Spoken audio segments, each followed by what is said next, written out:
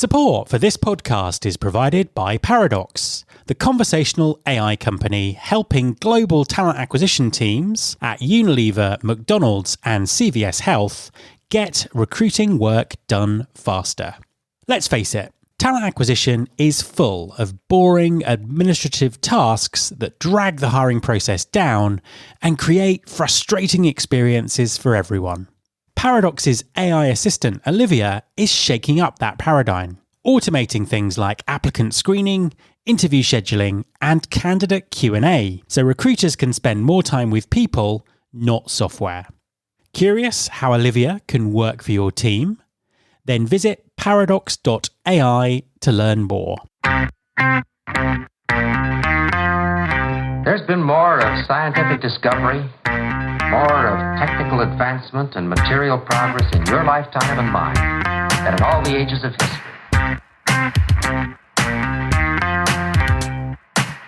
Hi there, this is Matt Alder.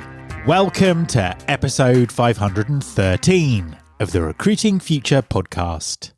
One of the biggest challenges of remote and hybrid working is the lack of face-to-face connection that humans need to be fully engaged and productive. This is always one of the main arguments for employers attempting to return their workers to the office. However, the advantages of remote and hybrid working are considerable, and forcing people to work 5 days a week back in an office isn't necessarily the best way of dealing with the challenges. So, what can employers do to foster a sense of connection, belonging, and engagement, and provide the scaffolding for high-performing teams? My guest this week is Sophie Bailey, co-founder and CEO of Worktripp. Worktripp is an Airbnb for business offsites, and Sophie has some hugely valuable insights to share on supercharging connection, creativity, and culture. Hi, Sophie, and welcome to the podcast. Hi, Matt. It's great to be here. An absolute pleasure to have you on the show. Please, could you introduce yourself and tell everyone what you do? Yeah, absolutely. So my name is Sophie Bailey, and I'm the co-founder of Worktripp. And what I do, so Worktripp is an Airbnb for team offsites to supercharge connection, creativity, and culture in our new world of work. So what does that all mean? Well, our vision is to help all teams to get together, enjoy work, and be productive. And our mission is to right the balance from what we see as the sort of pure hyper efficiency of this new world of work to providing the scaffolding and the conditions for high performing teams. So many of those things that your listeners will have heard about. So psychological safety, trust, motivation, and engagement.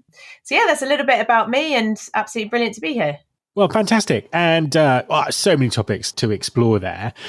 Before we kind of dive in, let's sort of get back to the basics of all of this. So we've had 3 amazing, unprecedented years where the way that lots of people work have changed. You know, lots of people working remotely, lots of people working hybrid. Why is person-to-person, face-to-face human connection so important when it comes to work? Yeah, I mean, I love that you talked about that sort of mainstream shift now to hybrid. And we know from, whether it's recruiting platforms or other data that, we are really settling into that hybrid mode. So I definitely think we still haven't sort of got the panacea of how we're going to work, but there is a definite appetite for this autonomy and connection that people want. And that's something that is fantastic in so many ways. So, I've benefited myself from working remotely for over 7 years, and it's allowed me to live where I want and to, do all those things that I sort of the richness of life is far greater as a result. But for companies and teams, when that experiment is sort of rolled out at scale, there are some challenges. And so I think there's a really brilliant opportunity now to kind of think about how we reinvent how we work so that it allows for all of those benefits, but also, smooths off some of the rough edges of remote work as well. So to go back to your question, why is it important sort of face to face and to really nurture human connection? it really comes down to this problem of disengagement. So, disengagement has always been a problem at work, but in this kind of new world of work, this is really sort of now quite an acute issue. So, to put this into financial terms, this is hurting businesses and teams to the tune of nearly $8 trillion US.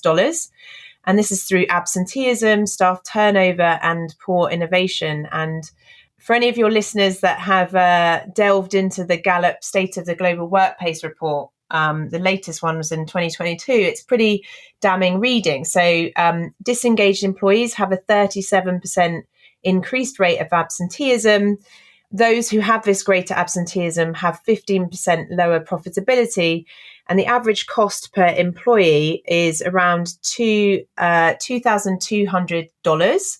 If you extrapolate that to a team of 250, disengaged employees are costing over $500,000. So, this basically doesn't even account for the kind of human cost of that sort of stress, lack of belonging, could be depression, and definitely is loneliness. So we know there's a loneliness endemic at work, and in the UK we have the All Parliamentary Party Group working on exactly that. And all of this adds up to a not great situation for teams, for innovation, for our sort of collective human endeavour, and for our businesses as well.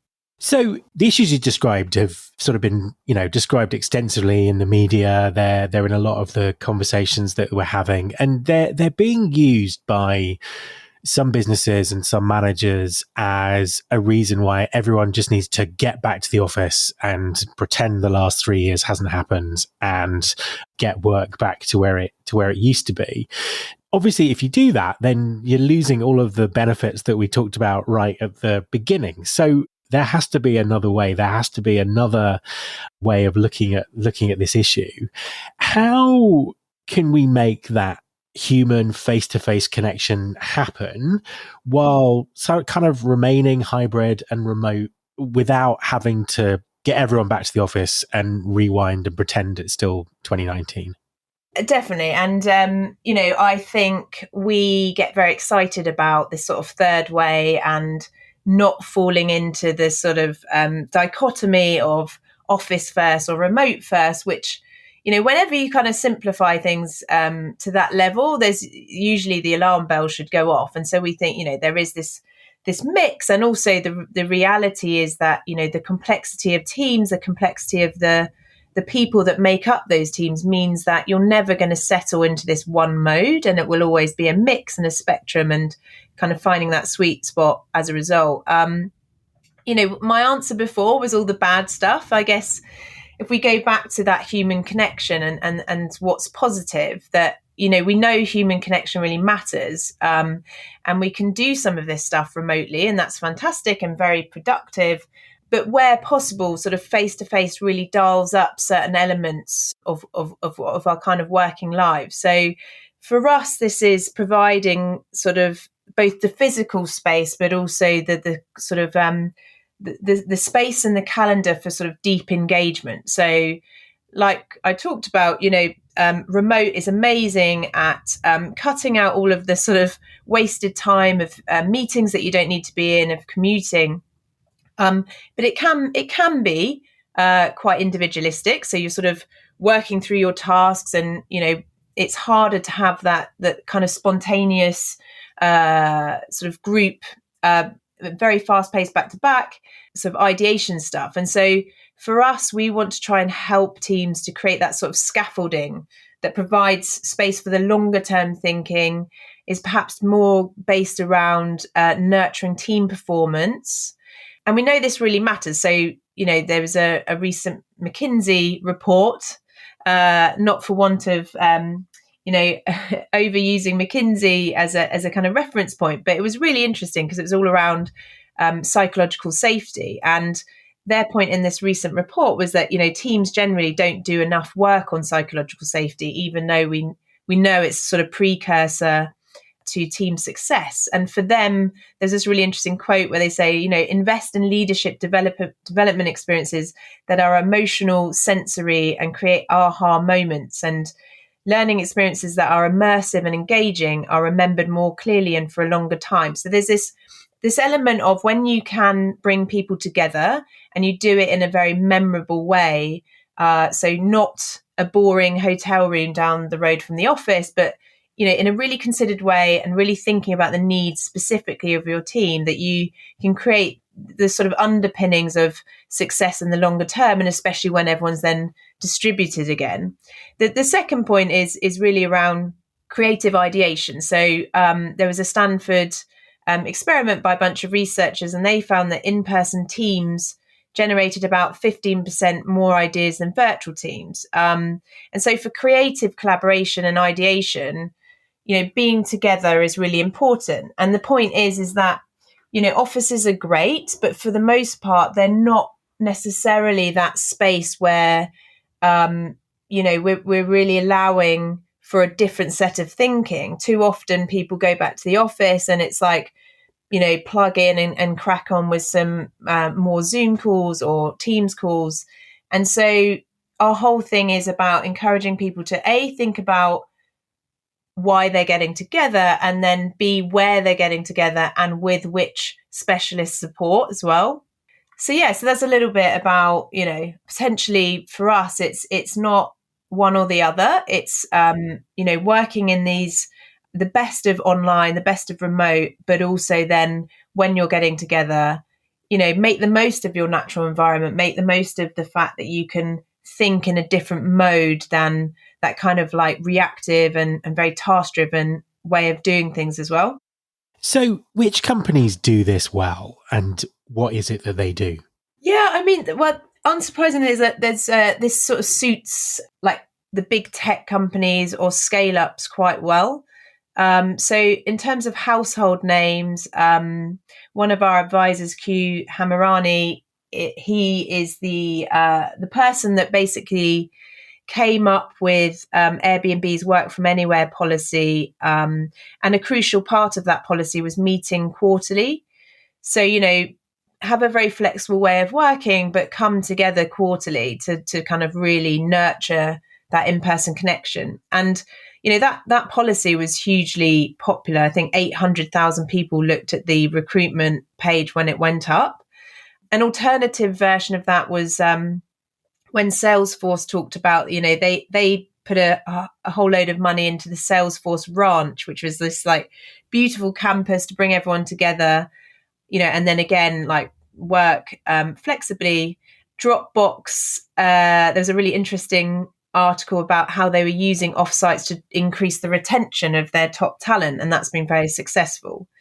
And then another one that people probably have seen doing the rounds on LinkedIn is Shopify. So they talked about, cancelling all meetings over a certain number of people being involved in them, really reducing the meetings, and then they use offsites again to kind of drive the trust element that sort of oils the wheels of, if you're working in a remote way, you kind of then need to build that sense of different personalities and what motivates people and all of those kind of things. I mean, outside of those names, I think sector-wise, we're chatting to lots of companies in the fintech sector, because a lot of those companies are really high growth. They tend to work either in a hybrid or fully remote way, and they're kind of meeting quarterly to sort of keep that company culture and engagement together as the company scales. And then just very quickly, NGOs, so philanthropic organizations, this has been part of the fabric of how they work for a long time. So they are very well versed in using offsites to convene their stakeholders. So what we hope to do with that sector is just to help them continue to find really brilliant facilitators and coaches and memorable venues, and keep that kind of fresh and engaging as well.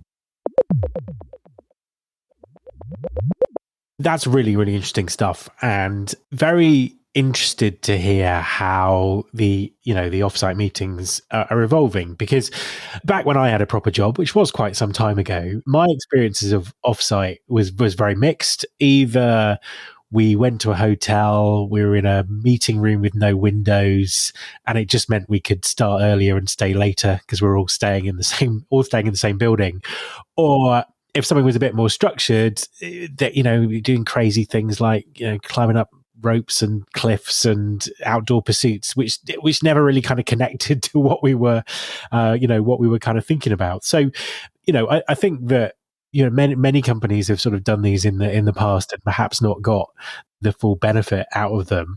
What makes for a good offsite? What are the key elements, and what would your advice be to companies to do this successfully? Yeah, exactly. So, this is kind of why I set up Worktripp, to be honest. So my background, the first 10 years of my career was in conceiving and delivering business to business technology events. So understanding the needs of those different sectors and then creating these experiences around the world. And through that, I saw what was brilliant about convening people, usually when it was quite imaginatively done, and when it was exactly what you just described, which is this sort of sad strata of business person traveling around the world. They could literally be anywhere because the conference hotels that generally are chosen are quite generic. And in this new world of work where employee engagement and branding and positioning of companies is so crucial because it's so easy to switch jobs, that doesn't cut it anymore. So that's the first thing, is just, that experience just isn't good enough. The next 7 years of my career I dedicated to educational technology and understanding kind of the innovation that's happening in education, how we learn.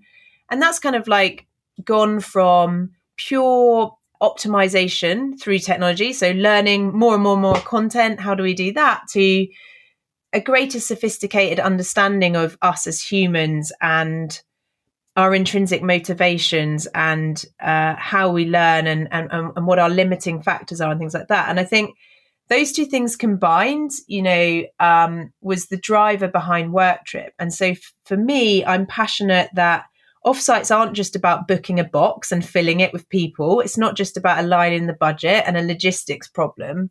It should absolutely be about, nurturing in a very mindful way the talent in our organizations and providing them the environment that they can connect with one another, that they can learn, that they have this proximity to leadership, and that this is now like a kind of business critical thing. And when I looked at the market and the experience, it was exactly what you described, like very woefully underserved. So the worst excesses of that being, hen and stag do websites with a little corporate tag. And because of the kind of critical nature of us connecting as teams now, and we know that, our problems that we're trying to solve are very interconnected. So developing, the kind of different disciplines of teams is super important, ever more so. So that's the kind of driver behind it. What makes for a good offsite? Well, one is, as you would have heard people talking about why you're going back into the office, really start with the intention. What is the purpose of bringing everyone together? Is it just about connection? Or is it about, creative ideation? Is it about getting marketing and the product team to work better together? Like really think about what is the purpose.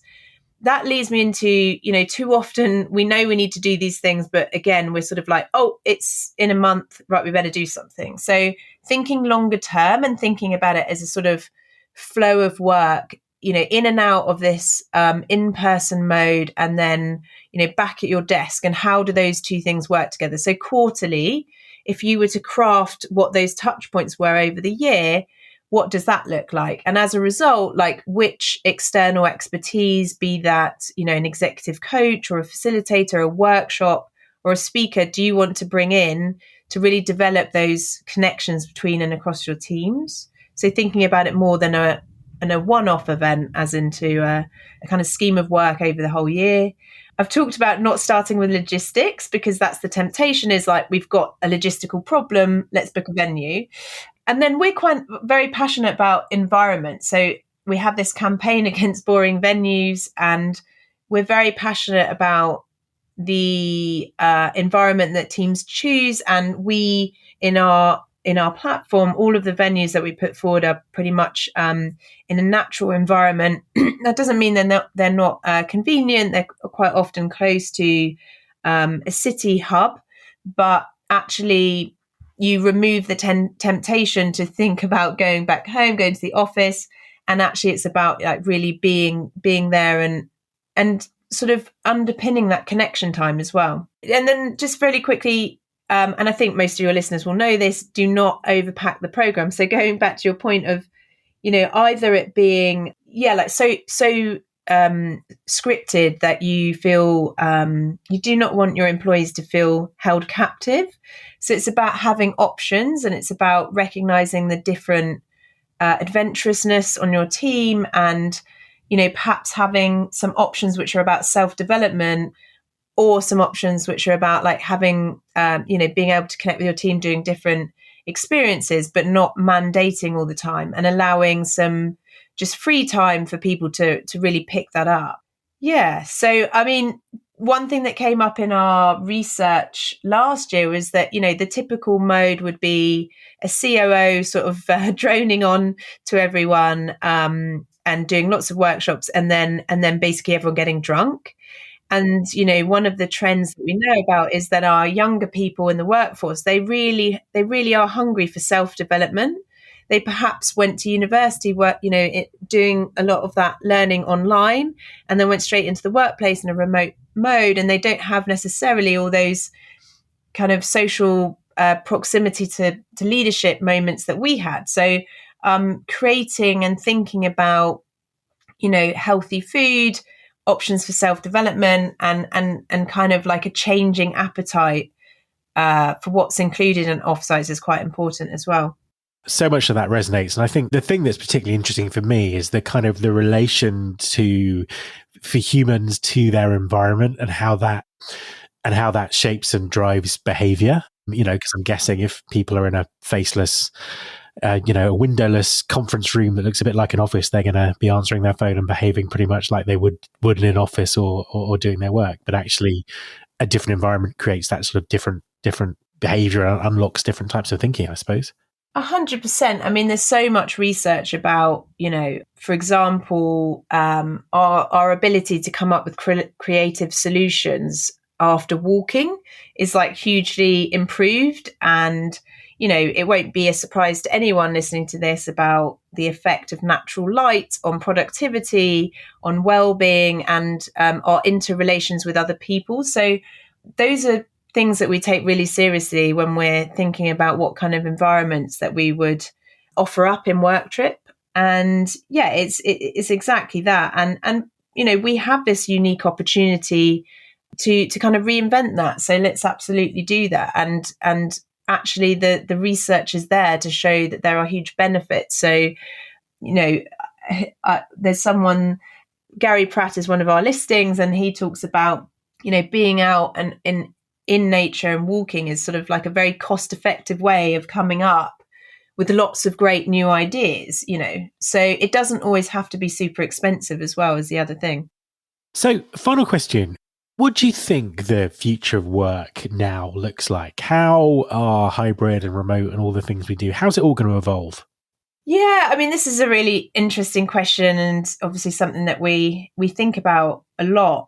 I really like, and I don't know if you've seen, but IDC's view on the future of work. So there's lots of things flying around out there, but they talk about the future of work as fostering human-machine collaboration, so enabling new skills and worker experiences, and supporting a reimagined physical workplace and borderless digital workspace. And they talk about these three pillars being augmentation, culture, and space. And interestingly, space accounts for 60%, as they see it, of all future of work spending. And so my view on this, having listened to like over 250 and recorded and edited 250 episodes of the EdTech podcast, and listened to people in this space, and is very much that, automation is here, it's coming, and it will influence our working lives ever more. And my view is that the most influential and high growth companies will channel that automation, especially for very repetitive, task-driven activities.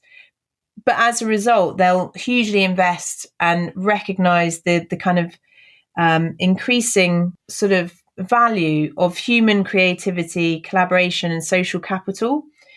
So, there's no point, in my view, us trying to replicate and keep up with computing power.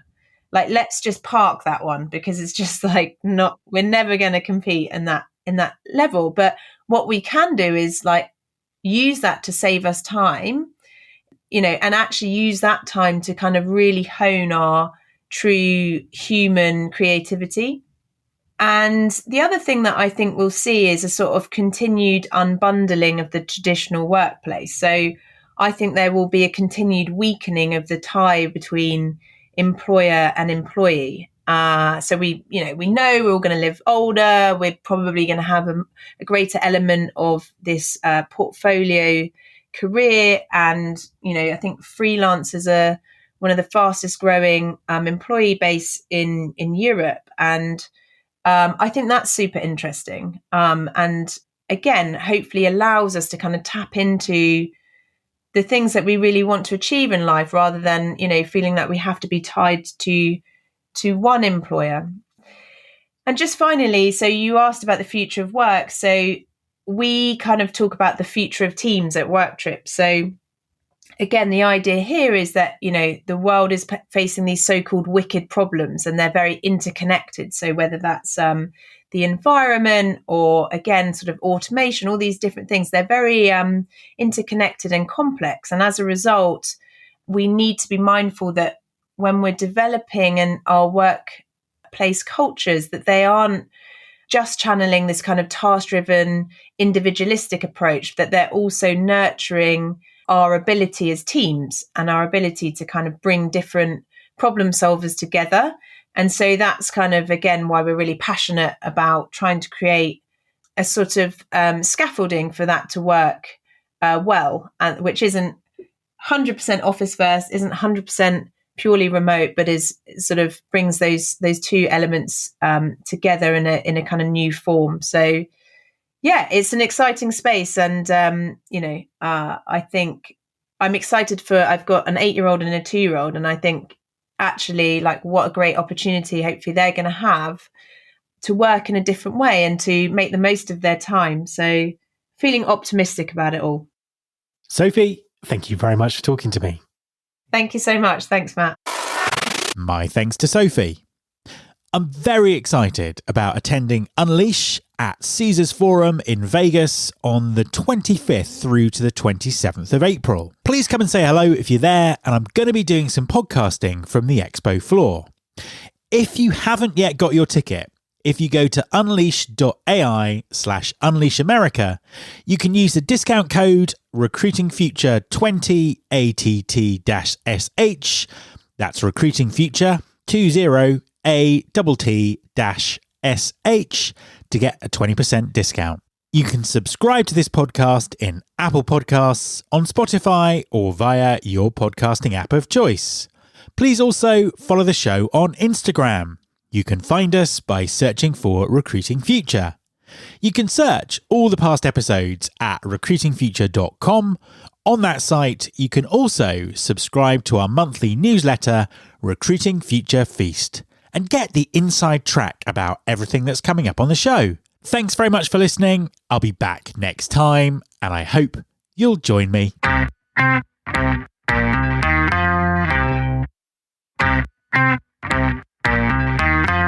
This is my show.